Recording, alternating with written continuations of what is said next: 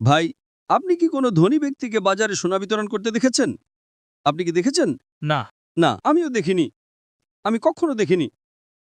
এখানে এক নবী বলছেন, একজন দরিদ্র মানুষ যার কোনো সম্পদ নেই, সে যদি আল্লাহর প্রশংসা করে এবং বাজারে তাহালিল বলে, আল্লাহু আকবার, আল্লাহু আকবার, লা ইলাহা ইল্লাল্লাহ, আল্লাহু আকবার ওয়া লিল্লাহিল হামদ।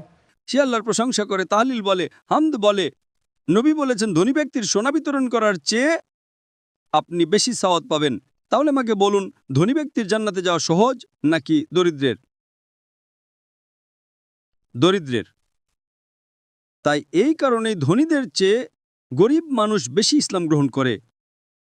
আপনি হয়তো নবীর সাহাবী বেলাল রাদিয়াল্লাহু আনহুর গল্প শুনেছেন, যিনি একজন দাস, কৃষ্ণাঙ্গ দাস। তারা তাকে নির্যাতন করেছিল। তারা তাকে বলেছিল, বলো এক খোদা নেই।